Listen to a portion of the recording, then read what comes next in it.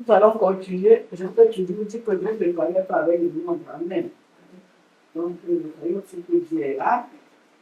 Et que tout ce que nous faisons, c'est sous le contrôle du Saint-Esprit. Amen. Amen. Alors, nous allons commencer. Père, nous te rendons grâce et bénissons pour l'enseignement que tu as encore permis, n'est-ce pas, que nous nous retrouvions ici pour écouter du Saint-Esprit. Nous sommes venus à tes pieds, ô Père éternel. Seigneur, tu vois le nombre que nous sommes, mais avec toi, nous sommes en multitude. Nous ne regardons pas au nombre, Seigneur, mais nous regardons, Seigneur, à ce que tu as pour nous aujourd'hui et que tu vas nous communiquer à travers du Saint-Esprit. Nous prions, Seigneur, que toutes les personnes même, que toi-même tu as ordonné pour assister au Père éternel à l'enseignement d'aujourd'hui. Que Seigneur, que tu fermes le ciel et que ces personnes nous rejoignent au nom de Jésus. Seigneur, nous nous réunissons ici pour toi, pour te glorifier, pour parler de ta bonté, de ta fidélité, de ton amour pour nous, ô Père éternel. Alors ce soir, manifeste-toi encore, ô Père éternel, comme ce Dieu qui apprécie ce rassemblement, comme ce Dieu qui est le propriétaire de ce rassemblement, comme ce Dieu qui a suscité, Seigneur, ce Dieu. Au nom puissant de Jésus, béni sois-tu, sois-tu. Ô Saint-Esprit, prends le contrôle des lieux maintenant. Nous voulons demander que s'il y a un esprit ici, Père éternel, qui doit amener la distraction, que cet esprit soit mis sous la restauration maintenant avec le sang de Jésus. S'il y a au Père éternel un esprit en ce lieu qui veut contrecarrer l'œuvre que tu veux faire dans nos vies ce soir, Seigneur, que le sang de Jésus mette cet esprit sous arrestation, la sujettisse et l'anéantisse au nom de Jésus, afin que ton nom continue, au Père éternel, à être glorifié en ce lieu, au nom puissant de Jésus. Amen. Alléluia. Alléluia. Je rends grâce à Dieu pour cette 8e session. Alléluia. Je vais juste faire une introduction. Je n'ai pas préparé cette introduction. Mais comme je disais tout à l'heure à Audrey, je lui disais que j'étais là. Et puis le Saint-Esprit a commencé à me rappeler certaines choses que je devais, n'est-ce pas, donner en introduction aujourd'hui. Et moi, dans la soumission, n'est-ce pas, au Saint-Esprit, je suis obligée, n'est-ce pas, de faire cette introduction. Mais ce n'est pas moi qui l'ai préparée. Je l'ai reçue quand j'étais assise là dans le fauteuil, et le Saint-Esprit me disait, voilà, il faut faire telle introduction. Donc, ce que je vais vous dire dans cette introduction, ça ne vient pas de moi, ça vient du Saint-Esprit, et je sais que ça aura certainement un impact dans la vie de quelqu'un parmi nous, au nom de Jésus. Amen. Alors, et le Saint-Esprit me disait que de rappeler Jean 8:32 qui dit que tu connaîtras la vérité et elle va t'affranchir. Et nous savons que cette plateforme-ci a été mise par le Saint-Esprit lui-même, par Dieu lui-même, n'est-ce pas, dans le cadre du mariage, dans le cadre de la famille. Et moi, je pense que Dieu connaissant, n'est-ce pas, l'impact que le mariage ou la famille ont dans les nations. Amen. Hein, c'est pour cela vraiment qu'il a suscité, n'est-ce pas, cette plateforme-ci. Et nous rendons grâce à Dieu pour ce qu'il fait dans la vie des uns et des autres depuis que cette plateforme a été mise en place au nom puissant de Jésus. Alors, qu'est-ce que le Saint-Esprit me disait tout à l'heure? Il me parlait du mariage.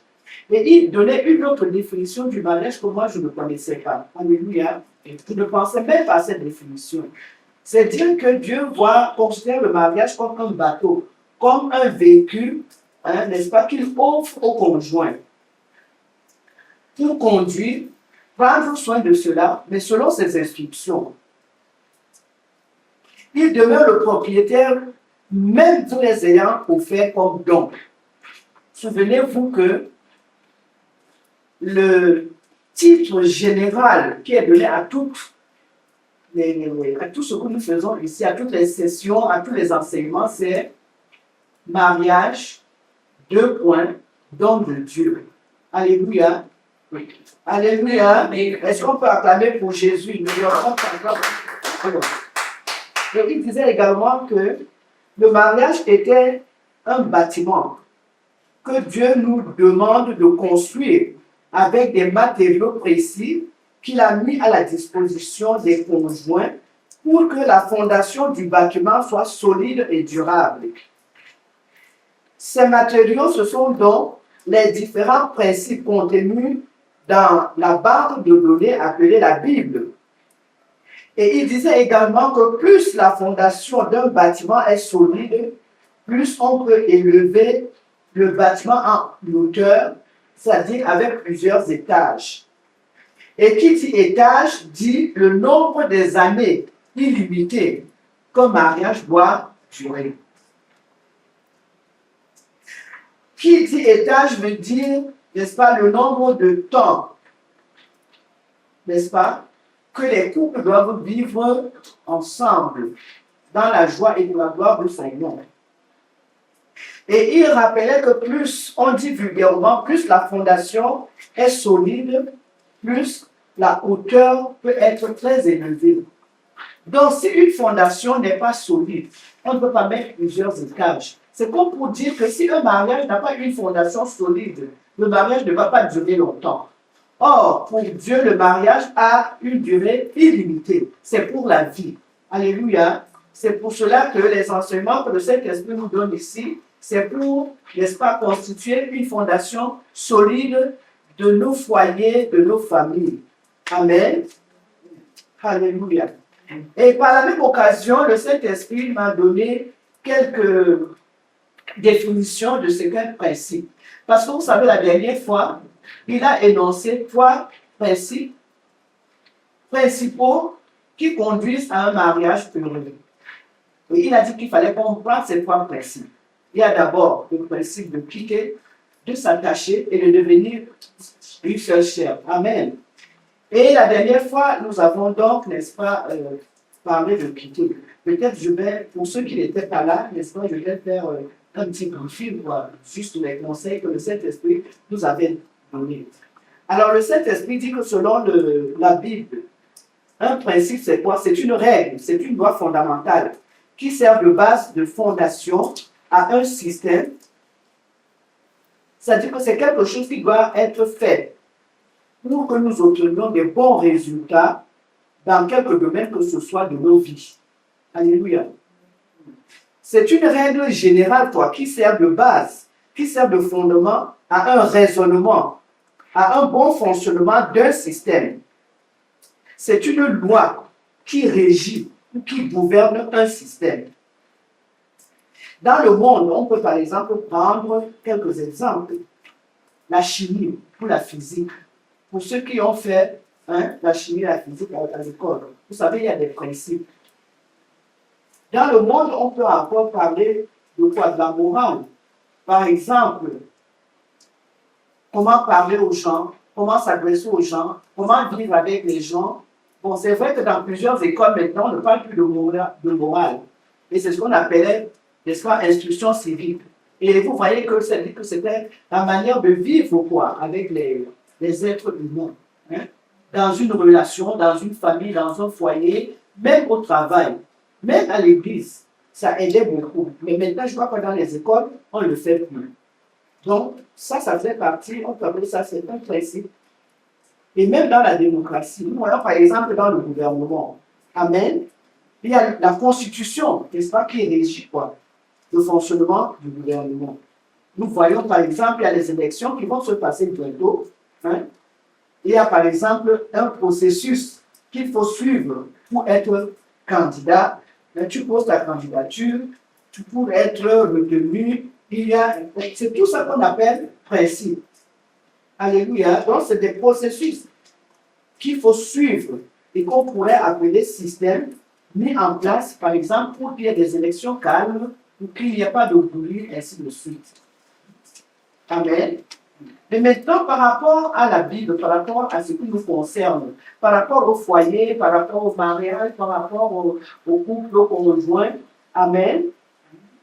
Le mariage dans la Bible est donc considéré comme un principe fondamental qui est créé par Dieu et qui met l'homme et la femme ensemble pour vivre en une union conjugale convenue, mais pas forcée. Genèse 2, 24. Quelqu'un peut nous lire ça?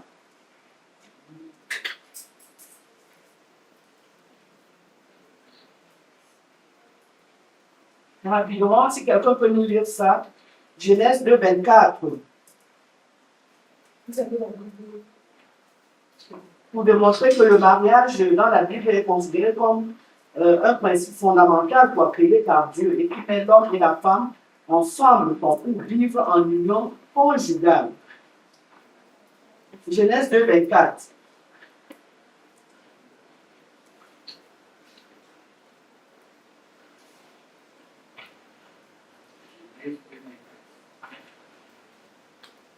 Genèse 2, 24. Oui. Il y a autre point. Hein? Argumentation, je peux ta. C'est pourquoi l'homme quittera son père et sa mère et s'attachera à sa femme, ils deviendront une seule chair.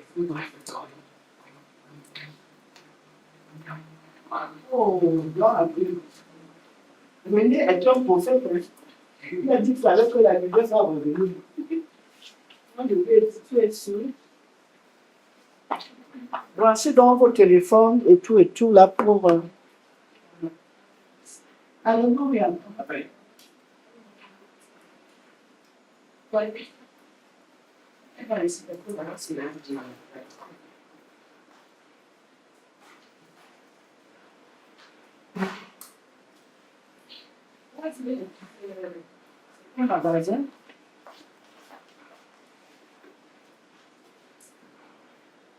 Ça prend du temps, hein. C'est pourquoi les appareils ne sont pas. André, est-ce que tu peux encore lire ça? C'est pourquoi l'homme quittera son père et sa mère et s'attachera à sa femme, ils deviendront une seule chair. Alléluia. Alléluia. Nous voyons donc ici que ça explique que le mariage, selon la Bible, est considéré, ou dans la Bible, est considéré comme un principe fondamental créé par Dieu, qui met l'homme et la femme ensemble pour vivre en union conjugale. Mais je peux dire ici que c'est une union convenue, qui n'est pas forcée. Alléluia. Et une union, disons, qui n'est pas basée sur un intérêt. Hein? Donc, le mariage comme union conjugale, n'est-ce pas, a donc des principes bibliques pour un bon fonctionnement. Et on pourrait citer, entre autres, l'amour, la fidélité, le respect mutuel, la soumission volontaire. Si on parle de soumission volontaire ici, c'est que, étant une relation convenue, pas forcée, ça veut dire que les deux conjoints ont pour devoir ou pour responsabilité de se soumettre volontairement à Dieu, à ses principes, à ses instructions, à sa parole, et entre eux-mêmes se soumettre l'un à l'autre. Est-ce que vous comprenez un peu? Par exemple, vous verrez que dans un couple, ces principes demandent quoi? Ces principes demandent aux époux de s'aimer, de se respecter mutuellement, comme le Christ a aimé l'Église. C'est pour ça que je vous ai toujours dit ici que les gens prennent le mariage comme disons, une relation sans importance. Mais à partir du moment où vous êtes ensemble, Dieu vous considère comme deux églises, parce que la parole dit que nous sommes le temple de Dieu, non? Donc, c'est deux églises qui s'unissent pour former une église puissante. Et de la même manière que Christ a aimé l'église, c'est comme cela, on doit voir cet amour-là se refléter dans la relation homme et femme, dans la relation des deux partenaires, dans la relation des deux conjoints. Amen. Et quand vous allez arriver, puis c'est un passage que nous connaissons tous, Éphésiens 5, 25 à 33. Quand nous assistons à la célébration des mariages, n'est-ce pas, vous voyez que ces passages-là sont qu'on lit avant de procéder à l'union des deux conjoints. Donc, ces principes offrent donc une base solide pour que les deux conjoints, n'est-ce pas, construisent une relation conjugale saine et épanouissante. Parce que quand une relation n'est pas basée sur des principes bibliques ou n'est pas fondée sur des questions bibliques, cette relation ne sera jamais saine et les deux conjoints ne seront jamais épanouis. Alléluia. Donc, Dieu met dans ça à disposition des deux conjoints ou pour les deux conjoints. Donc, ce que nous pouvons donc dire, c'est que les principes, ce sont des règles, des lois, des instructions que Dieu met à la disposition, n'est-ce pas, des partenaires pour s'épanouir dans leur relation afin que Dieu même soit glorifié. Vous savez que dans tout ce que nous faisons, alléluia, Dieu doit être glorifié. Amen. Voilà donc l'introduction que le Saint-Esprit a ajoutée, n'est-ce pas, à l'enseignement d'aujourd'hui, qui ne vient pas de moi, mais qui vient du Saint-Esprit, mais que je me devais quand même de vous transmettre. Est-ce qu'on est ensemble? On est ensemble. Est-ce qu'on peut donc acclamer pour Jésus parce que je vois vraiment que... Alors, la dernière fois, on a parlé de quitter. Là, je ne vais pas revenir sur l'enseignement en entier, mais quand on parle de quitter, c'est-à-dire que tu quittes ton père et ta mère, c'est-à-dire que tu te dégages de la maison paternelle. Les deux se détachent de la maison paternelle. Alléluia. Pardon. Et ce que les enfants doivent comprendre quand ils se marient, c'est qu'ils doivent se détacher de la maison paternelle. Et ceci oblige les parents à les laisser aussi et à les libérer. Alléluia. Parce que les parents même ont été libérés par leurs parents. Et c'est pour ça qu'ils se sont mis ensemble et ils ont eu des enfants. Donc la même chose que eux-mêmes ont été libérés, ils doivent aussi libérer leurs enfants. Alléluia. Les laisser aller. Ils doivent lâcher prise. Amen. Bon, malheureusement, même dans les milieux chrétiens maintenant, nous voyons que nous avons des cas où vraiment les parents ne veulent pas laisser aller les enfants. Alléluia. Il y a plusieurs cas. Et après, ça cause des problèmes. Mais ça, là, cette compréhension, les futurs époux doivent parler de ça et convenir de ce que ça doit être pendant les périodes de fiançailles. Je vous ai toujours dit ici que les fiançailles mal préparées vont toujours conduire aux difficultés, aux problèmes, aux intrigues dans le foyer. Alléluia. C'est pour cela qu'avant de vous marier, vous devez mettre un accent particulier sur votre préparation pendant les fiançailles. Alléluia. La qualité de vos fiançailles va déterminer la qualité de votre réunion dans le futur. Amen. Dans le mariage. Voilà. Et puis, ce jour-là, le Saint-Esprit nous a également dit qu'on constate qu'il y a les jeunes mariés, n'est-ce pas, qui ne veulent pas vraiment, ou alors qui ne peuvent pas se détacher de la maison paternelle. Alléluia. Ou alors qu'il y a des parents qui s'opposent à ce que les jeunes couples, n'est-ce pas, quittent la maison paternelle parce qu'ils vont dire que, ils ne sont pas, ils ne sont pas encore prêts, ils ne peuvent pas payer les loyers, l'alimentation, l'électricité, l'eau. Bref, ils ne sont pas. Mais, on dit toujours que le mariage, c'est pour les personnes matures.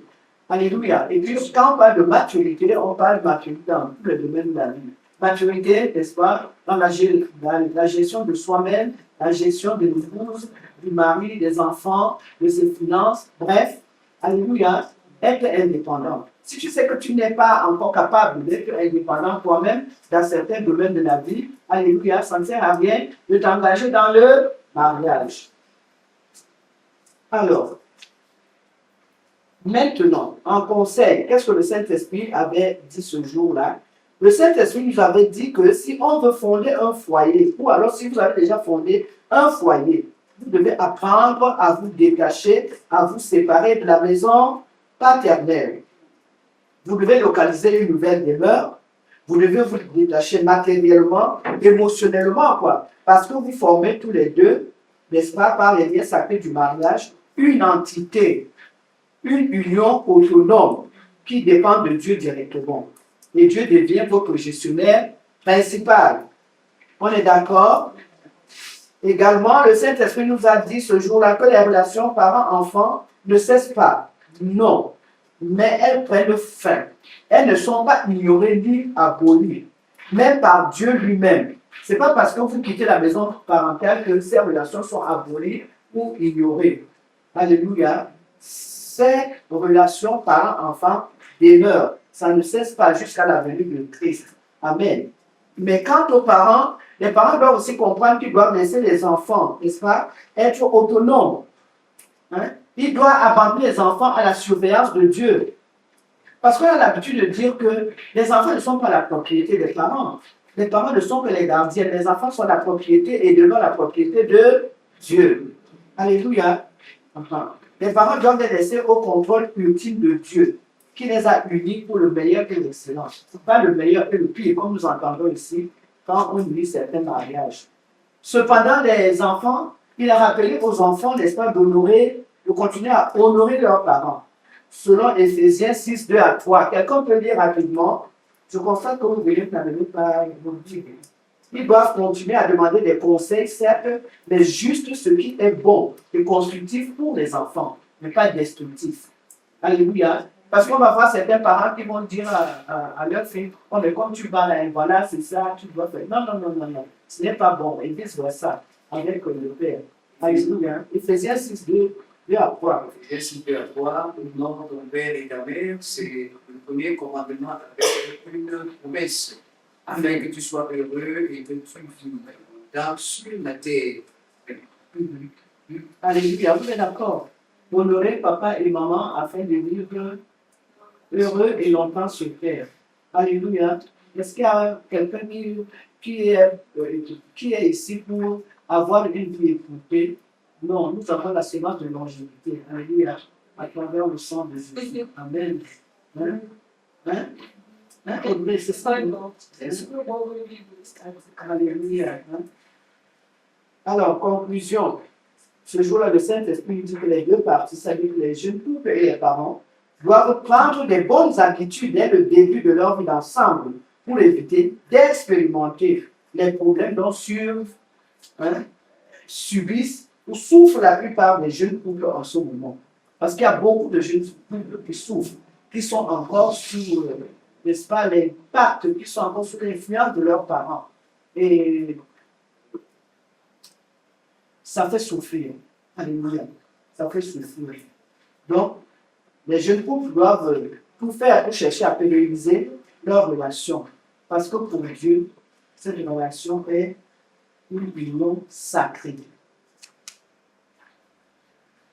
Ça va. Cette répétition, ce rappel était nécessaire, non? Même pour les personnes qui étaient là.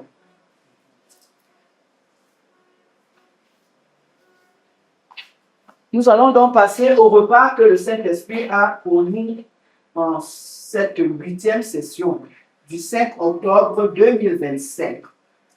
On a parlé du principe, n'est-ce pas, de quitter. Maintenant, nous allons parler du principe de s'attacher.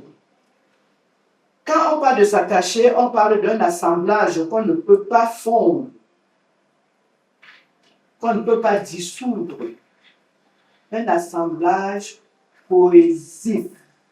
Vous voyez, quand ça colle, c'est comme l'ongle et le doigt. Parce que si tu veux séparer l'ongle et le doigt, le sang va couler, non?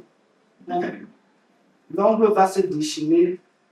Donc, la chair du doigt aussi va se déchirer. Alléluia. C'est ça le principe de s'attacher. Ça représente un assemblage qu'on ne peut pas fondre. Alors, une personne va lire Matthieu 19, 6 et l'autre va lire Marc 19. Rapidement, si vous prenez vos Bibles, même dans le téléphone. Matthieu 19, 6 et Marc 10, 19. Les cœurs, s'il vous plaît.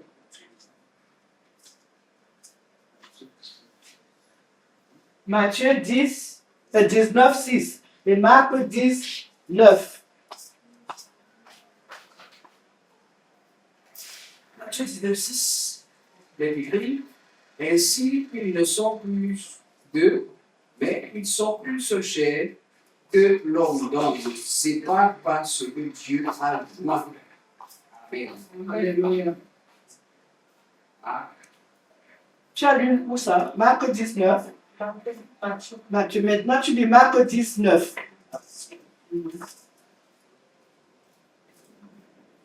Il faut lire les deux textes, parce que ce sont les deux textes qui constituent la base de ce que le Saint-Esprit va nous faire découvrir de la manière dont il veut quoi, cet après-midi. Marc 19, que l'homme donne, c'est pas parce que Dieu a besoin. Amen. Alléluia. Nous retrouvons toute la gloire à Dieu parce que il dit que tout ce qu'il a, lui, personne ne peut. Alors, comme nous avons donc découvert, n'est-ce pas, dans ce titre-là, nous pouvons dire que le mariage est une unité qui est indissoluble selon Dieu. C'est vrai ou c'est faux? Les Écritures nous parlent que ce que Dieu a joint, alléluia, ou il a uni, personne n'a le droit de le séparer. Malheureusement, alléluia, nous constatons que certaines personnes, avant même de s'engager dans le mariage, ont déjà ce que l'on peut appeler un plan B. C'est-à-dire que je pars, si ça ne va pas, bon, je reviens. Voilà. Ok. Toi, tu es jeune, tu me dis, qu'est-ce qui tombe en location? Alors, est-ce que vous pensez que Dieu étant l'initiateur du mariage, Dieu étant la personne qui t'a créé, qui a créé ton mari, qui vous a créé, est-ce qu'il vous a créé dans ce but-là d'être en location ou d'être les colocataires? Non. Donc, c'est déjà érodé. Et quand tu entres en mariage avec une personne érodée, ça va te rattraper. Parce que ce que tu as dans tes pensées, c'est ça que le cœur va appuyer. Et c'est ça que tes mains, tes pieds, tes yeux, ta bouche vont établir dans le physique. Alléluia. Donc, ça ne doit pas être notre bagage au nom de Jésus. Alléluia. Ce plan B-là, alléluia, il ne doit pas exister pour surtout que nous sommes dans une condition où notre leader, le visionnaire, est un modèle pour les couples, pour les partenaires, pour les conjoints et pour la famille. Alléluia, dans toute la nation. Alors, quand nous regardons dans nos écritures que nous voulons donner, nous pouvons définir le mot s'attacher aussi. C'est adhérer, arrimer. Et quand on parle d'arrimer, quand on parle de s'attacher, c'est cette image-là qu'on peut avoir dans la tête. C'est un peu comme je disais tout à l'heure, c'est un peu l'image de couple d'Abraham. Parce que quand Dieu a demandé à Abraham de partir, de quitter la maison de son père, Sarah n'est pas restée. Elle est partie, non? C'est comme un wagon arrivé à la locomotive. Elle est partie. Elle n'a pas commencé à poser des questions. Tu vas où? On va où? Et pourquoi on va? Tu as bien entendu de Dieu. Qu'est-ce qui nous attend là-bas? On va là-bas pour faire. Elle n'a pas posé des questions. Alléluia. Et ça, c'est le principe de s'attacher. Parce que quand tu t'attaches, tu suis seulement. Tu suis. L'homme est la même chose. Quand tu es le parent, tu suis seulement. Alléluia. Ça, c'est cette image. Comme vous les jeunes de maintenant, l'image d'Abraham et de sa femme, comme vous devez avoir quand vous entrez dans le mariage.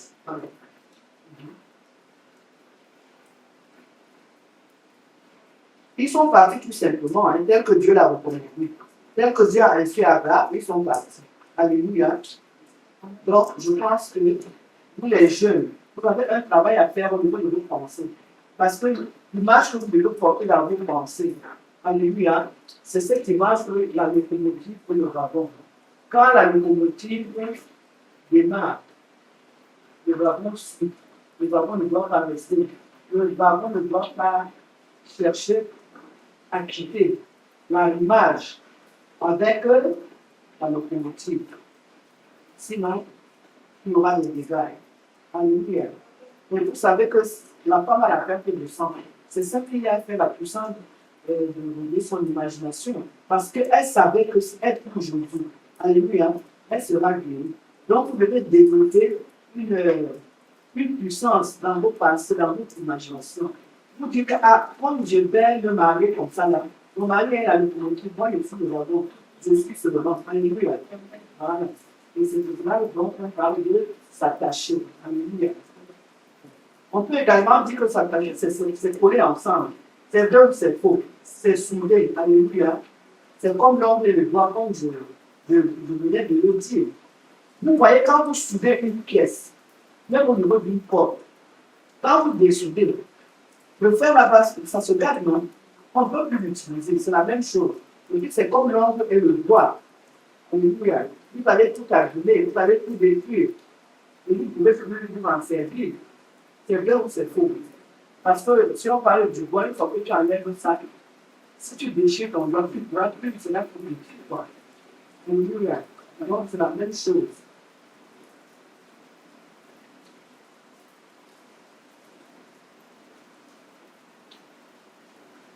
Donc, vous devez vous dire que je dois me préparer sérieusement avant de m'engager dans les lieux sacrés du mariage.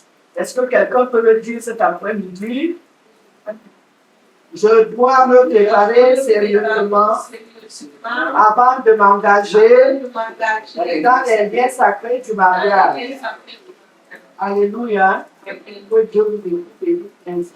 Et cela, n'est-ce pas, dans vos pensées, dans vos cœurs. Amen. Portez cette écriture dans vos cœurs quand vous marchez. Alléluia. Ou même si vous êtes dans une relation, même si vous êtes déjà en mariage, comme je dis, vous pouvez toujours résister. Alléluia. Dieu est miséricordieux. Il suffit tout simplement que vous reconnaissez devant Dieu que vraiment, Seigneur, tout ce que je suis en train d'apprendre, vous reconnaissez par exemple. Alléluia. Et comme ta parole dit que mon peuple meurt faute de connaissance. Je n'avais pas cette connaissance, mais toute ta miséricorde, parce que je ne meurs pas. Alléluia. Que je ne périsse pas.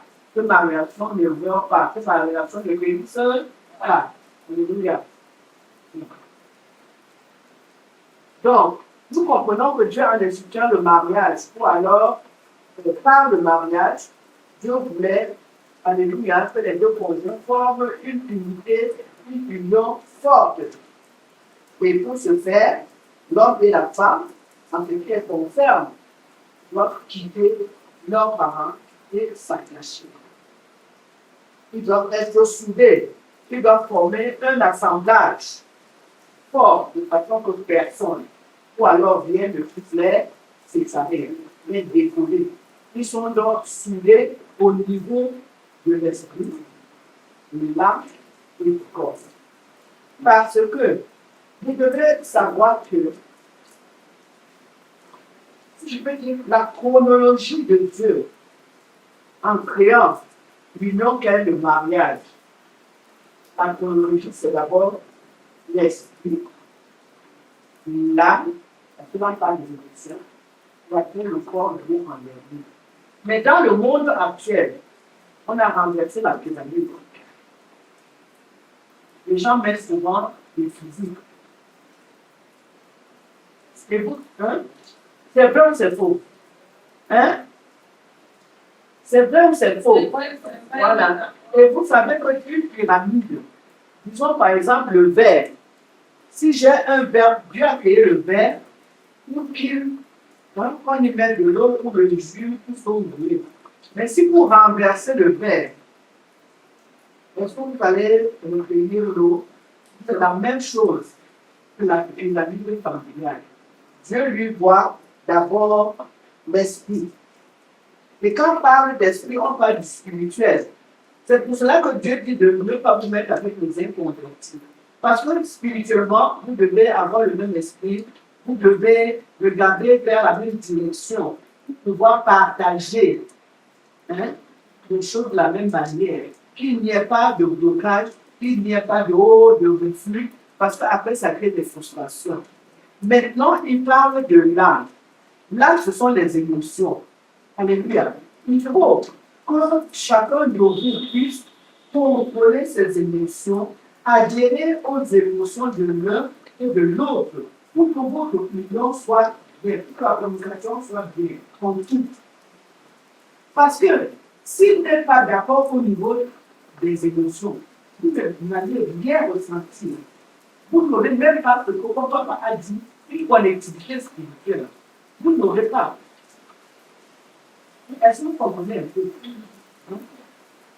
Parce qu'il faut que vous soyez capable l'un l'autre de ressentir ce que l'un l'autre ressent. Si au niveau des émotions, vous êtes incompatibles, il n'y a rien là. Est-ce que vous comprenez un peu? Et qu'est-ce que l'émotion, c'est que quand tu vois ton partenaire, ton corps réagit, tu comprends, d'une manière positive, mais pas négative. Et même quand vous êtes compatible émotionnellement, quand quelque chose de mal doit arriver en un ou à l'autre, vous allez le sentir. Vous comprenez? Parce que vous êtes déjà fusionné au niveau de vos émotions. Maintenant, le physique vient après.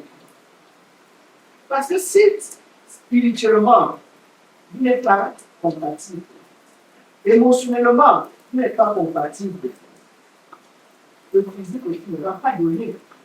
Parce que comme je le dis souvent, quand je conseille des couples mariés, je dis à l'homme et à la femme, surtout à l'homme, tu ne peux pas passer toute une journée, tu es au travail, la femme est à la maison, tu es au travail, tu ne cherches même pas à savoir, en grande de ces nouvelles, comment elle se sent au travail, comment ça se passe. Ça, c'est très, très important. C'est-à-dire que tu lui apportes aucune attention. Tu ne lui portes aucune attention. Et tu attends seulement le soir, que le soir la nuit, tu rentres à la maison directement au niveau du physique, au niveau du monde. Comme moi, je dis toujours, la relation sexuelle, c'est le couronnement de toute l'attention que vous aurez apporté toute la vie. Le mariage, c'est pour le service. L'un l'autre, chacun, qui a servi son mari a son service. Alors, si vous vous rendez pas service, vous attendez seulement le soir pour aller à la souvent, ça ne va pas. C'est pas ce qu'on fait. La responsabilité. Amen. Parce que si l'esprit, les émotions ne sont pas au bon fixe, si vous n'avez pas une complicité, vous allez partir de relation sexuelle, mais il ne sera pas, ça ne sera pas ce que ça doit être. Ça va? Alléluia. Souvent, les catholiques sont en appel de relation sexuelle par une diversion. Il faut le donner parce que là, il s'interdit. Il l'ordre à la vie. Mais ça sera la suite de vos actions, de vos attitudes, l'un l'autre. Comment tout acheter? Vous comprenez maintenant? Alléluia. Imaginez votre mari qui rentre du travail.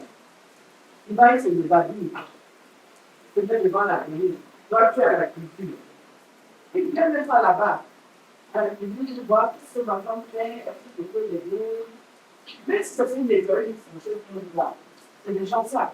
Et puis quand on dit que vous devez vous sauter, toute la journée, il est parti, il doit faire rester à la maison, il ne pas le temps. Le soir, il faut que vous cherchiez à faire une activité ensemble pour vous sauter. Ça réveille le corps. Alléluia.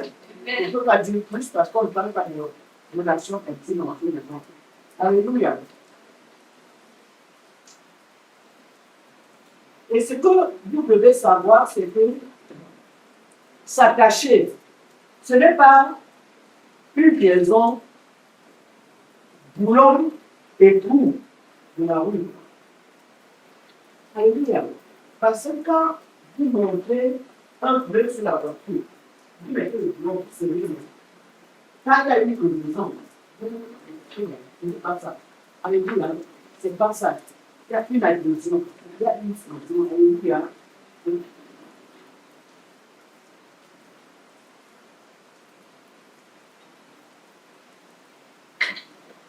Parce qu'il s'agit d'une liaison, en fait, n'est-ce pas, de la côte agressive, qui adhère complètement sur la surface sur laquelle elle est appliquée, comme une soudure, pour les détacher, les séparer. S'agissant de l'homme et de la femme, il y a quelque chose qui va s'ajouter. Tout cela, vous êtes d'accord avec moi? Alors, un mariage soit encore conclu mariés, c'est une unité solidement soudée. Donc, sachez qu'une fois que vous vous mariez là, vous êtes soudés. Hein? La partie qui veut séparer, qui veut dessouder,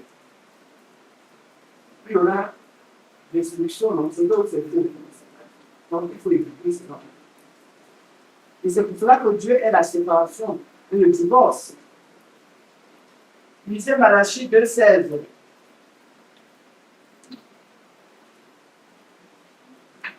Parce que quand Dieu parle de quitter et de s'attacher, alléluia, c'est quelque chose de définitif pour une durée illimitée.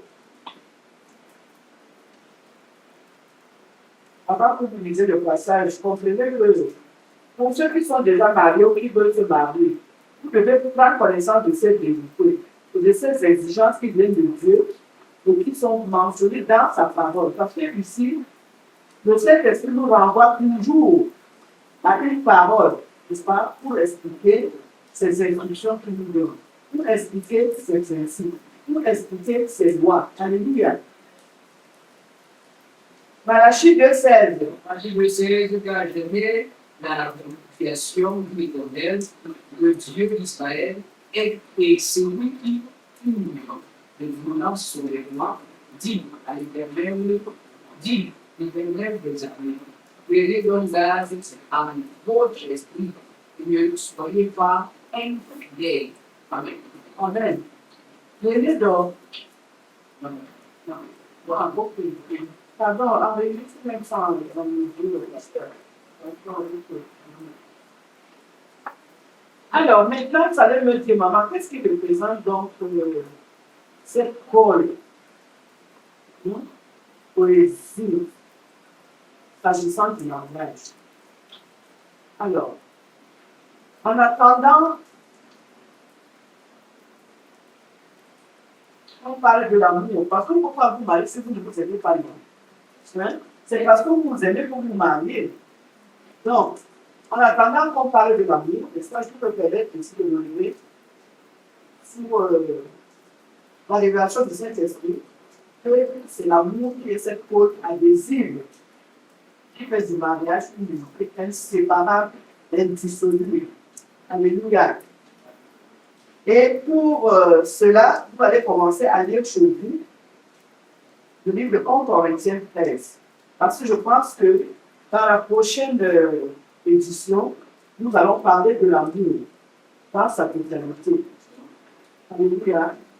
Vous allez aussi lire Cantique et Cantique, chapitre 8, verset 6, qui déclare: mets-moi comme un sceau sur ton cœur, comme un sceau sur ton bras, car l'amour est fort comme la mort. Alléluia. Vous voyez, donc, quand on met un sceau quelque part, vous l'enlevez, vous faites quoi? Vous déchirez, vous abîmez. Alléluia. Donc, quand vous attachez à votre mari, c'est un sceau que vous mettez entre les deux. Donc, comme je dis, par la grâce de Dieu, nous avons développé ce qu'est l'amour et de ce que l'amour n'est pas. Alléluia. Alors, le prochain enseignement. Pour lui, il s'agira de découvrir ce qu'est l'amour selon Dieu et non selon le monde. Parce que vous savez, ce que le monde appelle amour, là, ce n'est pas ce que Dieu appelle amour. Alléluia. Nous allons le découvrir. Et pour le comprendre, c'est pour ça que je vous demande depuis déjà 1 Corinthiens 13 en sa totalité. Et les personnes qui vont lire ce chapitre-là, ce jour-là, ils vont d'abord faire le compte rendu de ce qu'ils ont retenu, afin que moi je vienne maintenant, n'est-ce pas, compléter avec la révélation que le Saint-Esprit va donner. Vous êtes d'accord?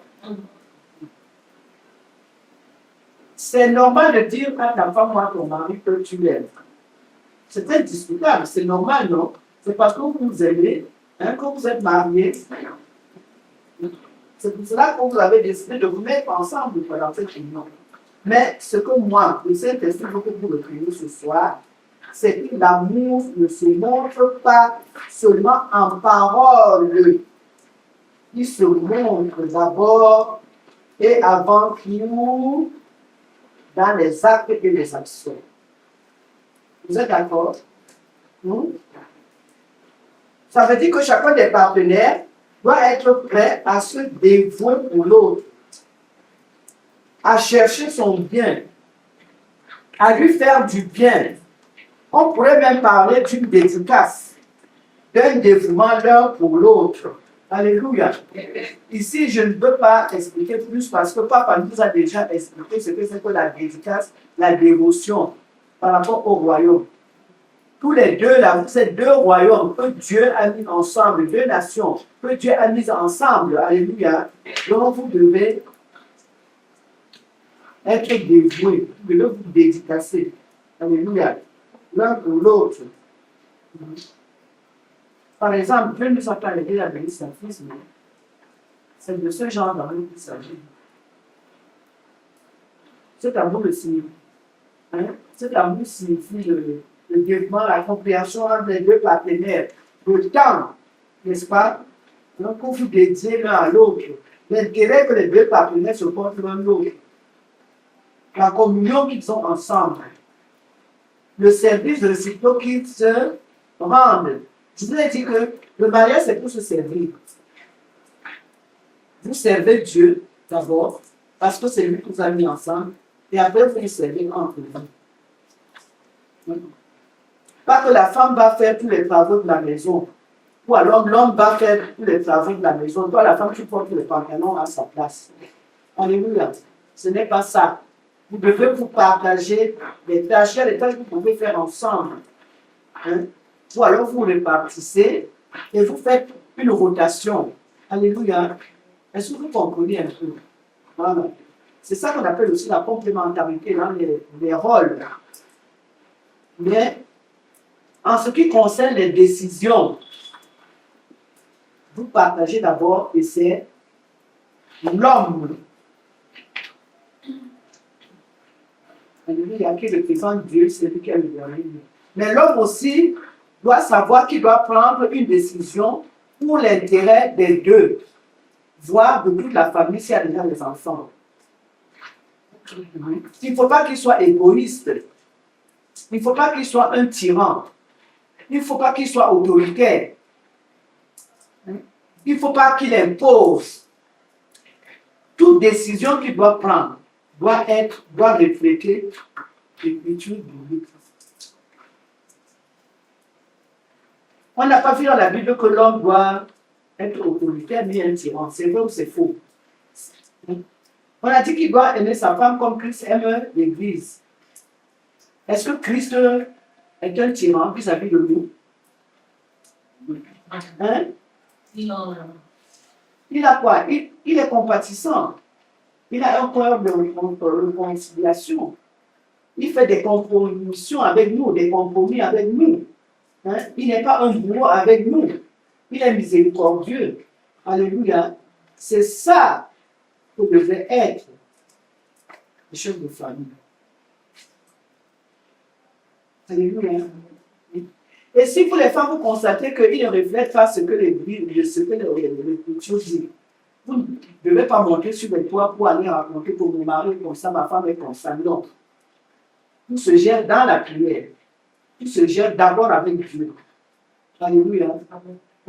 Ce que vous faites, tout ça dans le secret, avec Dieu, avec le Saint-Esprit, avec Jésus, et puis publiquement, ça va se voir. Alléluia. Ne pensez pas, il n'y a pas. Chacun a sa nature. Et moi, il a pu dire que le mariage, c'est deux personnes imparfaites que Dieu met ensemble pour qu'ils regardent à lui, pour qu'ils deviennent parfaits et qu'ils reçoivent sa gloire. Vous êtes d'accord avec moi? Alléluia. Et je vous ai toujours dit que quand vous vous mariez, chacun de vous vient avec deux fondations. Fondation du Père de la Mère, Père, Mère.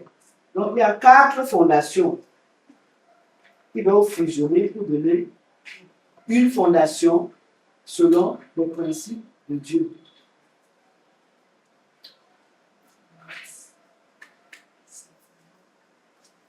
Mais ceux qui connaîtront leur Dieu feront. Alléluia. C'est pour ça qu'il faut tout abandonner. Vous ne pouvez pas vous rendre justice divine. Alléluia. Vous n'avez aucune force. C'est Dieu qui a créé le mariage. C'est Dieu qui vous a créé. Et il connaît quelle matière il a utilisée pour vous créer. Donc, même s'il y a un matériel ou un matériau qui doit changer, c'est Dieu qui change. Ce n'est pas toi la femme qui l'homme. C'est pour ça qu'on dit souvent que toi la femme, tu dois changer ton mari.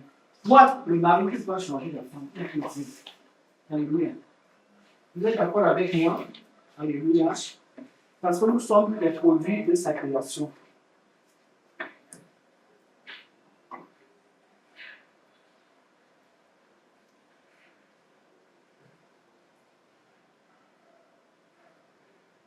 Alors, vous voyez donc, je vous disais que le vrai amour, ce n'est pas l'amour que nous voyons dans le monde. Parce que vous allez voir ou dans les films, les gens s'embrassent là dans les rues, se tiennent par la main, tout ça, on va dire, hey, ça c'est le vrai amour. Selon Dieu, ce n'est pas ça. Est-ce que vous comprenez les deux? Oui. Selon Dieu, le vrai amour, c'est quand vous vous dédiez l'un à l'autre. C'est quand les deux partenaires se tombent les oreilles l'un à l'autre.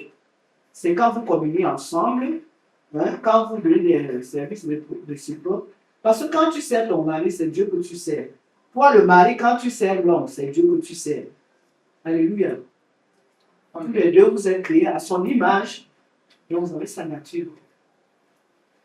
Et c'est souvent, quand je dis là, que quand on parle de soumission, les gens pensent souvent que la soumission, c'est seulement la femme. Non, la soumission concerne les deux. Puisqu'il y a des principes, des lois, des instructions. Alléluia. Il y a un concept que Dieu a mis sur pied par rapport au mariage. Et tous les deux, vous devez vous soumettre à cela. Et en vous soumettant à cela, vous vous soumettez l'un l'autre et tous les deux vous soumettez à Dieu. Ça passe au-dessus, tu comprends? Hein? Josiane, c'est bon? Vous comprenez, non? C'est ça. Parce que quand on parle de soumission, l'homme va dire, toi, femme, tu dois mettre le soumis. Mais lui-même. Parce que devant Dieu, vous êtes tous égaux. Il vous aime tous de la même manière. Il vous a créé de la même manière. Mais en ce qui concerne le mariage et dans le mariage, il y a des rôles, des responsabilités qui diffèrent. Ça dit que chacun a son couloir. Alléluia. Si je reconnais mon couloir et je fais ce que le Seigneur a mis en place comme principe par rapport à ce couloir, si mon partenaire aussi fait ça, ma partenaire fait ça, en ce moment-là, nous sommes tous les deux soumis l'un l'autre parce que nous sommes soumis aux principes de Dieu, aux instructions de Dieu. Et nous sommes soumis à Dieu. Et c'est là la présence de Dieu est là. Et comme ça, vous devez le faire dès le début, de manière à ce que quand les enfants vont arriver, ils vont voir comment vous comportez l'un l'autre. Les actions que vous posez l'un vis-à-vis de l'autre, ils vont copier ça. Et vous n'aurez pas de difficulté à les éduquer. Parce que les parents doivent être un modèle pour les enfants. Si l'enfant te voit prier tous les matins, tous les soirs avant de coucher, à table avant de manger, il va le faire.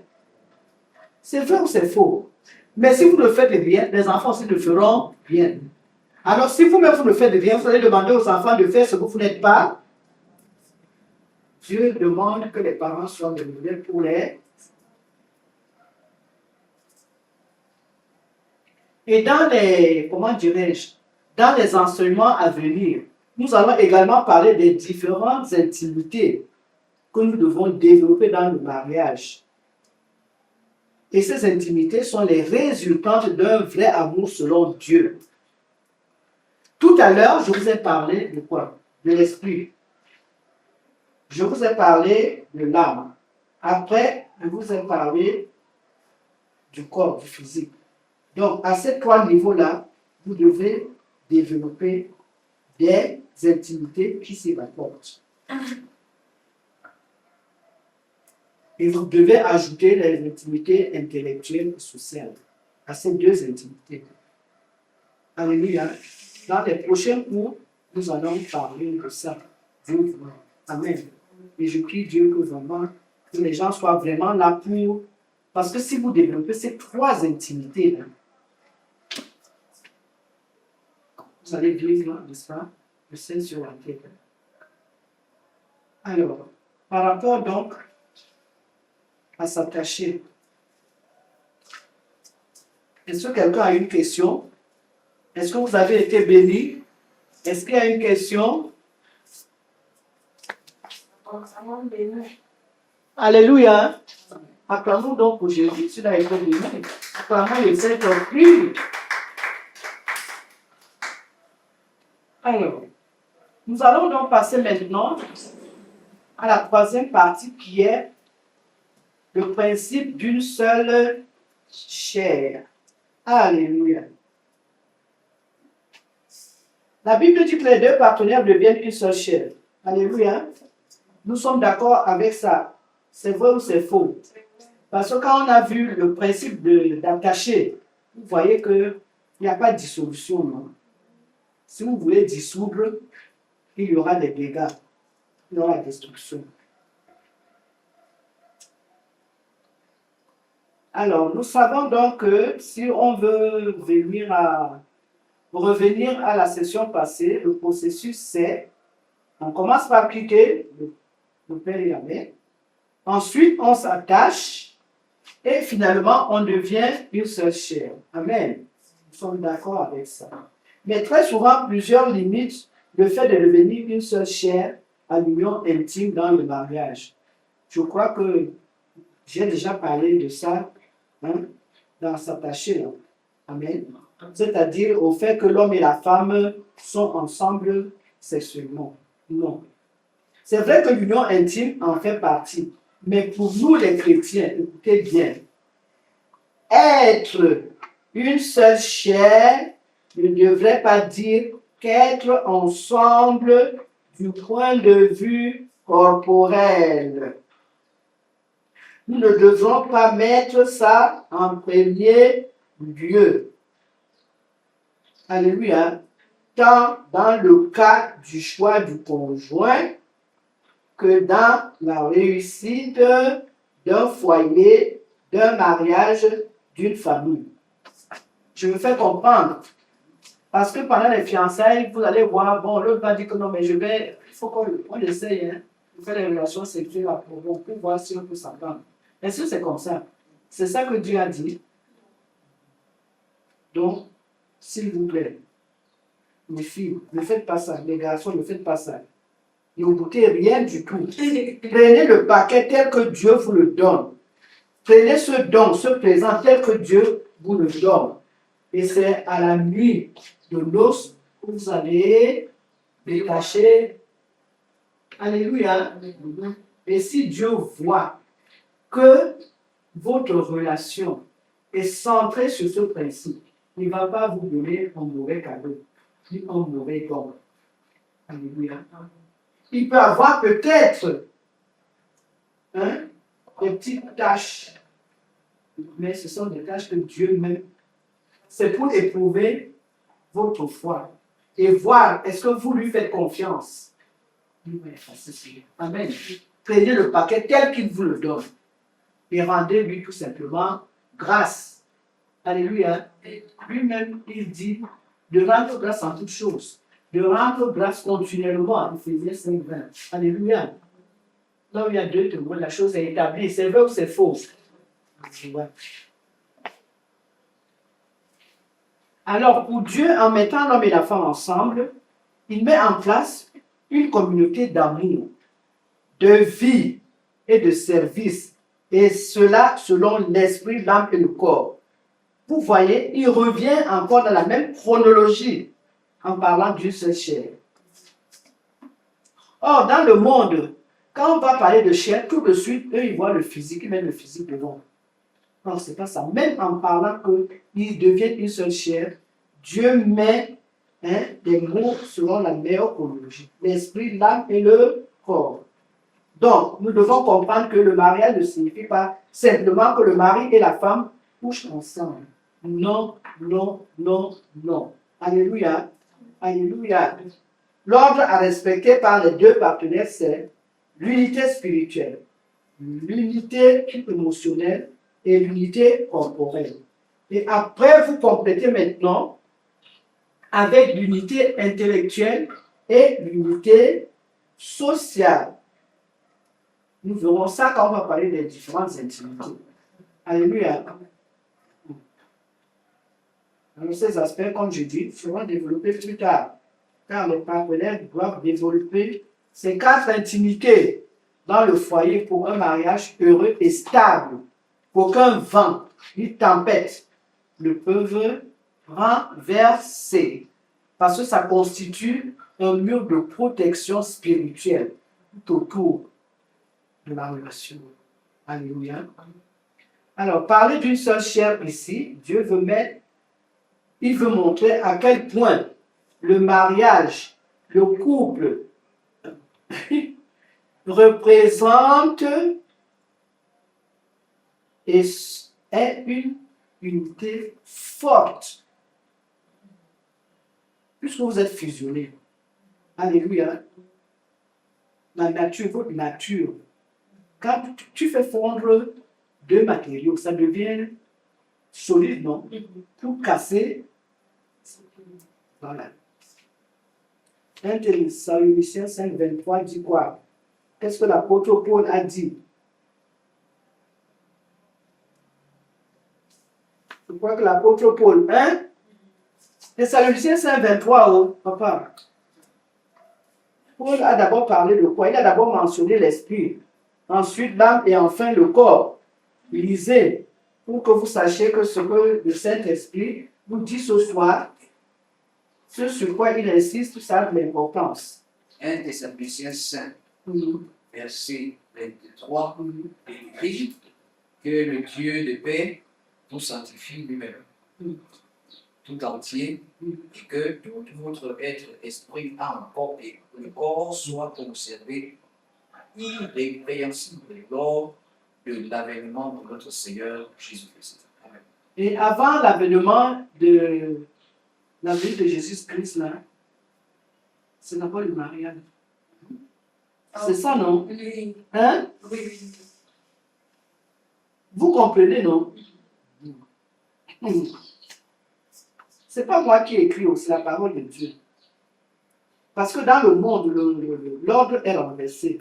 On veut d'abord tester comment l'autre est. Et ensuite, on décide si on peut se marier ou pas. Ça ne vient pas de Dieu. Hein. Ça, c'est diabolique.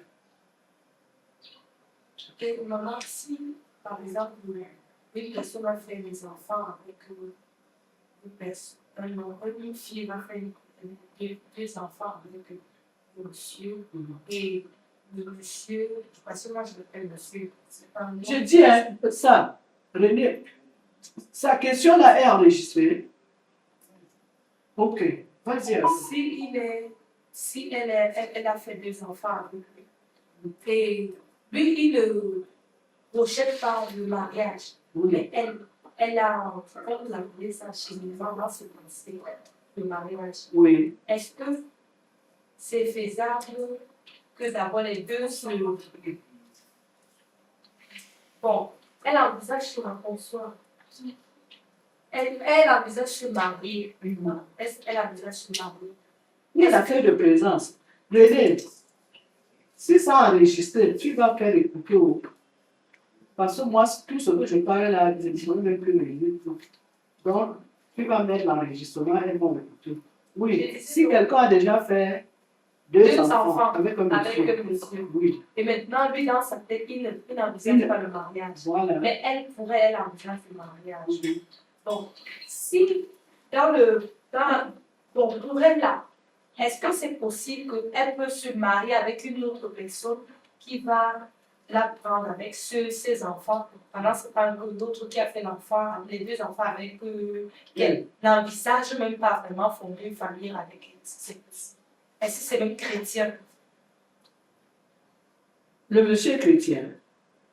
L'autre n'est pas chrétien. Qui n'est pas chrétien? La personne qui a fait des enfants. Oui. N'est pas chrétien. Il n'est pas chrétien. Toi, tu es chrétien. Moi, je suis nouvelle convertie chrétienne. Oui. Et la personne qui veut te prendre en mariage est chrétien. Oui. Oui. C'est ça, non? Oui, c'est ça. Alors, ce qu'il faudrait savoir, c'est que un homme qui veut épouser une fille, tu l'épouses avec son passé. Ah, ok. Sauf ça, qu'est-ce que ça veut dire? Ça veut tout simplement dire que toi, tu as déjà 2 enfants et quelqu'un veut t'épouser. Alléluia. Quand il vient vers toi, tu lui montres ton devant et ton derrière, non? Tu ne vas pas cacher ton derrière. Ça veut dire que me voici, tu m'aimes, mais derrière moi, j'ai 2 enfants. Il a le choix. S'il t'aime, normalement, il te prend avec des enfants. Mais maintenant, quelque chose peut se produire que le père des enfants dit que je ne te prends pas, mais je prends les enfants. Oui, je suis. Alors, il doit avoir une entente ou alors un accord entre les 2 messieurs-là. La personne qui a fait les enfants, est-ce qu'il accepte de laisser ses enfants aller là-bas? La personne qui veut te prendre, accepte de te prendre avec les enfants. C'est pour ça que moi, très souvent, quand je conseille, avant d'avancer dans les fiançailles, je rencontre les 2 personnes.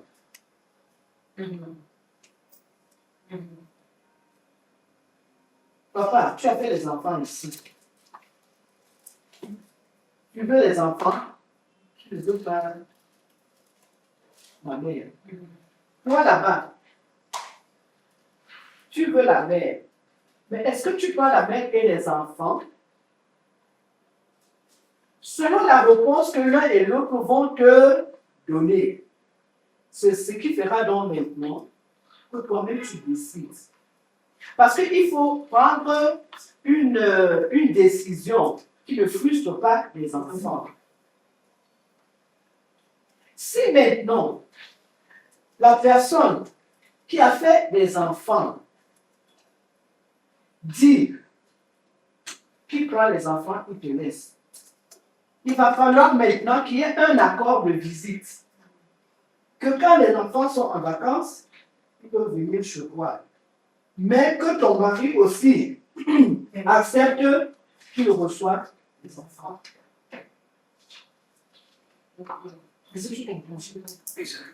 Hein? C'est clair, non?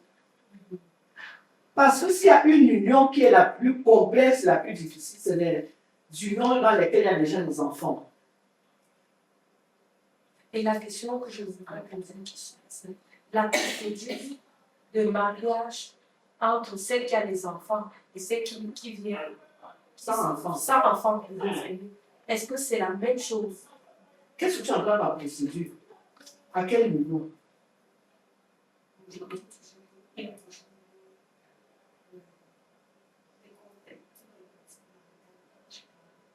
me suis toujours dit, procédure à une. Voilà. Alors, moi, quand je prépare des couples dans lesquels il y a les enfants, je me rassure d'abord que la personne qui a fait les enfants, il est d'accord, même que je te marie, parce que s'il veut te déranger, il va aller dire qu'il a même côté, même que tu es là, alors qu'il a le même côté, s'il veut te déranger. Vous n'avez pas encore vu ça. Hein? S'il veut te déranger, il va dire que, hey, j'ai même fait déjà le toqué porte. Parce qu'une fois qu'on a fait le toqué porte là, hein, vous êtes déjà engagé dans le processus du mariage. Est-ce que vous comprenez? Parce que quand on vient toquer la porte, il y a une petite liste, non? Il y a des choses. Donc c'est déjà ça, ne vous amusez pas. Ne négligez pas ça. Parce que vous allez dire, viens toquer porte. Il a déjà toqué porte. Après, tu dis, ah non, moi, le bleu, je tourne. Non, il y a déjà mariage. Sauf si la personne qui va t'épouser, là maintenant, ok, il peut même dire qu'il rembourse. Mais là, s'il veut te déranger, il va dire, il va refuser. Tu vas faire quoi? C'est ça que tout se gère dans la carrière.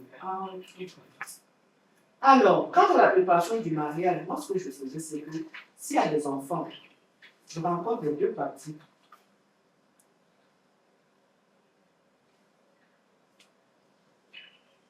mon amie, pourquoi elle veut se marier, vous avez des enfants. Est-ce que vous êtes au courant? Oui. Alors, si vous êtes au courant, qu'est-ce que vous en pensez? Vous êtes d'accord ou pas d'accord? D'autres vont même dire non. Il faut qu'elle attende que je me décide qu'on ait les enfants. Les deux vont dire oui, je vais bien. Ça dépend maintenant de l'état de corps de chacun. Maintenant, l'autre qui veut t'épouser, qui n'a pas d'enfant. Papa, tu l'aimes? Oui. Mais tu sais qu'il a des enfants? Oui. Qu'est-ce que tu en penses? Il y a d'autres qui disent que, si le père de l'enfant veut que je l'appelle avec les enfants, je crois. Mais, très souvent, si c'est l'homme qui a déjà les enfants, et que toi tu viens, tu dois poser une condition à l'homme. S'il veut prendre les enfants, il les prend. S'il n'y a pas de problème à régler sur les enfants, ce n'est pas lui qui règle avec la mère des enfants, c'est toi. S'il y a même l'histoire de visite, de vacances, tu règles ça avec sa femme. Ce n'est pas l'homme qui règle ça avec toi. Pourquoi? Il faut que le contact soit coupé. Parce que les hommes sont très faibles. C'est vrai ou c'est faux? Certains hommes aussi. Mais c'est-à-dire qu'il faut que la relation, l'ancienne relation-là, il faut couper ça. Il faut couper. Est-ce que vous comprenez? Sinon, après, il y aura une influence. Vous ne serez pas tranquille dans le mariage. Parce que celui qui t'a laissé, avec qui tu as les enfants qui t'a laissé, elle va voir que tu as déjà changé. C'est là où peut-être le cœur va commencer à battre. Et puis tu vas entendre les petits mots vont commencer à venir sur le téléphone, les petits messages, les petits coups de téléphone. Et comme pour les jeunes de maintenant, vous êtes faibles. Tu vas céder. Tu vas créer un plan B que tu n'avais pas avant. Tu vas avoir les yeux dedans. Comme les mecs, tu vas regarder en même temps en haut et en bas. C'est vrai ou c'est faux? Tu ne peux pas regarder dedans et puis tu vas en même temps sur le terrain de l'autre. J'ai répondu à ta question. Hein? C'est bon. Mais moi, je vous dis, les relations les plus complexes, pas difficiles. Si je dis difficile, ça veut dire que peut-être les personnes engagées n'ont pas la bonne volonté de trouver un compromis. C'est là où il y a des enfants.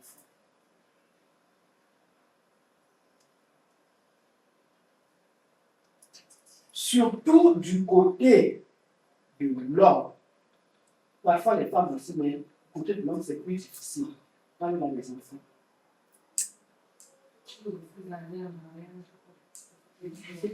Parce que l'enfant va dire, mesdames, maman, mon enfant ne doit pas, l'enfant ne peut pas s'occuper de mon enfant. Et l'homme veut son enfant, l'enfant veut son père, tu fais quoi? Fais attention. Tout se décide pendant les fiançailles. Je vous dis et je vous le redis encore. Tout à l'heure, on parlait d'une relation non, avec André avant que les autres arrivent. Un couple qui s'était mis. Mais pendant que moi je les préparais, j'avais déjà vu un aspect. Au niveau de la vie intime. Quand j'ai regardé mon fils là, je regarde ma fille. Je dis à mon fils, oui, mon fils, l'affaire c'est là, tu vas supporter. Je dis, est-ce que tu vois un peu comment elle marche? Tu vois un peu la forme de ses jambes? Tu vas supporter. Et que supporter pas. Mon fils, je ne pense pas que ce soit mature. Parce que ça, c'est une machine à sexe. Et quand je le vois, je sais pas si ça va aller. Oh non, non, non, oh maman, je veux gérer. Et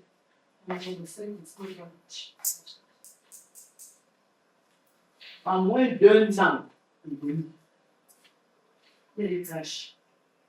Parce que la fille l'a amené dans un système, dans un programme. Les relations expliquent qu'il n'a pas pu. Mais il peut plus venir vers moi. Puisque je lui ai déjà dit, il m'a dit que, voilà, mère, moi tu veux. Il est parti se plaindre auprès d'un de ses frères que j'avais aussi préparé pour le mariage. C'est que la mère là. Et alors, son frère, je ne vais pas la voir, il me dit, c'est ce qu'elle avait dit. Moi, j'ai dit que moi, ça m'intéresse pas. Finalement, il a déchiré. Il était tellement énervé. Il a déchiré l'acte de mariage. Passé à l'hôtel ici,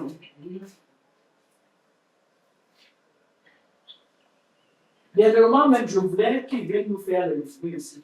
Mais comme il sait que, ouais, hein, il y a eu cette situation-là, je lui ai dit, il m'a dit, il n'est pas venu. Quand il a eu le téléphone, c'est qu'il dit que c'est maman encore. Oh, maman, je te rappelle, c'est comment j'ai dit, mon fils, ça va très bien. Il m'a jamais rappelé. J'ai compris que c'était ça. On va faire comment? C'est très, très attention.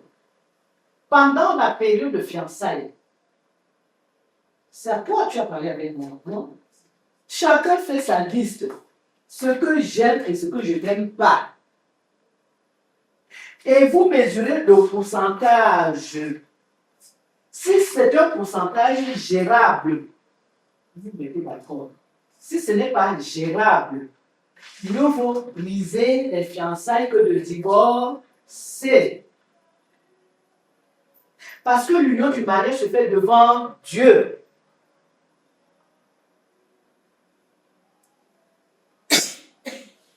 Les jeunes de maintenant, je ne comprends pas.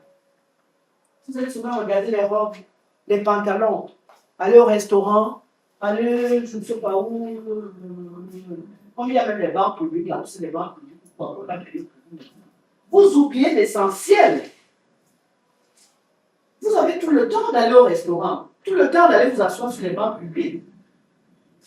Mettez une bonne fondation d'abord. Le mariage.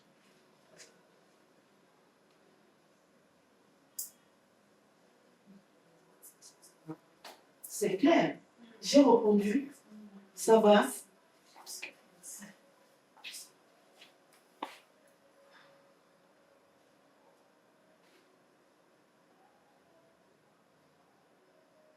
Et moi, je vous dis qu'aucun mariage chrétien ne doit pas fonctionner comme le mariage dans le monde. Mariage chrétien, c'est d'abord esprit, âme, corps après.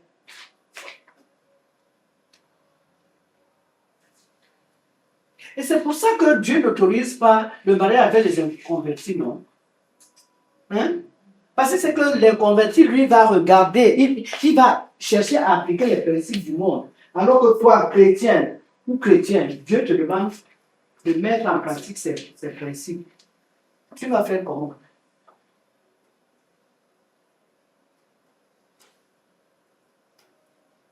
Parce que si vos échanges spirituels ne sont pas en harmonie, le reste là, c'est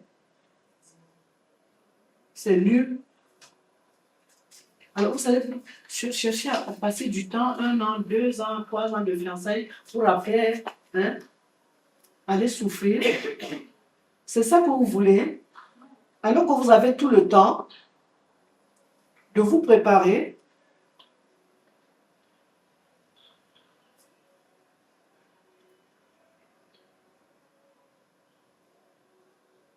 Et vous savez que tout ce que Dieu nous recommande, c'est pour notre bien. Et qui dit notre bien, dans notre bien et par notre bien, Dieu sera glorifié. C'est vrai ou c'est faux? Lisez 2 Corinthiens 6, 14.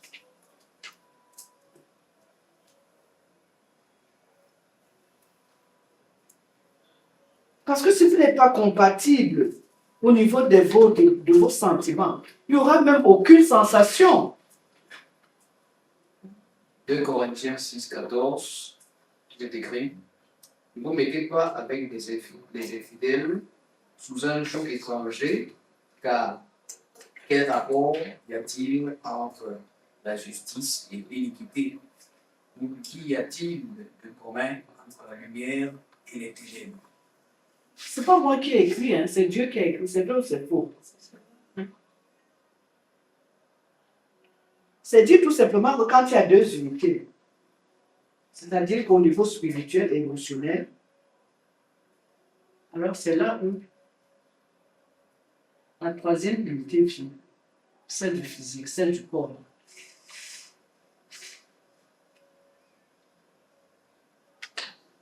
Et comme j'ai dit tout à l'heure avant que vous ne veniez que le corps vient en dernier. Tant que spirituellement vous n'êtes pas compatible, émotionnellement vous n'êtes pas compatible, même dans le physique là, ça sera comme ça. Il n'y aura pas de compatibilité. Il y a trois. La majorité est incompatible. Troisième, il y aura une prétendue compatibilité, mais qui ne plaît pas à Dieu. Qui n'aura pas un effet positif sur votre mariage. C'est pour cela que je vous ai toujours dit ici que, avant d'entrer dans le mariage, ayez une vision de ce que vous voulez que votre mariage soit. Je le dis et je le redis encore. Si vous n'avez pas, vous entrez dans le mariage sans avoir une planification, sur 6 mois, on fait ça, sur 1 an, on fait ça, sur 2 ans, on fait ça, sur... Oubliez. Alléluia. Si vous entrez seulement dans le mariage parce que vous voulez entrer, c'est comme dans le monde. Non, non. Spirituel, émotionnel, et enfin le corps. Alléluia. Chaque fois donc quand vous allez devant Dieu, vous dites, oh Seigneur, voici ma planification, qui est certainement la tienne, spirituelle, émotionnelle, après corporelle. Et vous lui demandez que vous soyez localisé par un conjoint ou une conjointe qui va accepter cette planification qui est divine. Alléluia. À partir du moment où un homme vous aime, une femme vous aime, et puis elle commence à dire oui. Pardon. Les filles, les garçons, prenez un temps de réflexion. Allez devant Dieu et présentez-lui la situation. Vous êtes des chrétiens. Vous êtes des chrétiens. Le seul conseil que je peux vous donner, c'est de suivre l'ordre de Dieu. Et si vous suivez l'ordre de Dieu, ça veut dire que vous lui donnez la première place dans votre mariage et que vous allez le glorifier. Et ainsi, Dieu sera prêt à être le sceau, le fondement, la fondation, le roc sur lequel vous allez bâtir, n'est-ce pas, votre foyer. Alléluia. Et rien ne pourra vous évanouir. Amen. Que Dieu bénisse. À l'émission du Saint-Esprit. Amen. Amen. Est-ce qu'on peut applaudir pour Dieu? Je crois que le Saint-Esprit a parlé. Alléluia. Il est revenu sur le principe quitter. Il nous a instruits sur le principe s'attacher. Et enfin sur le principe être une seule chair. Ça, papa, tu as dit que ça a enregistré. Maintenant alors, la fille qui vient d'arriver là. Sauf si tu vas reprendre le message intégré et le mettre dans le groupe qu'ils écoutent. Parce que ça, c'est très important. Même pour les gens qui sont déjà mariés, vous vous réajustez. Hein, Désiré? Tu as compris maintenant? Tu te réajustes. Il y a quelque chose, tu te réajustes après. Bien évolutionné. Alléluia. Ceux qui sont en chemin,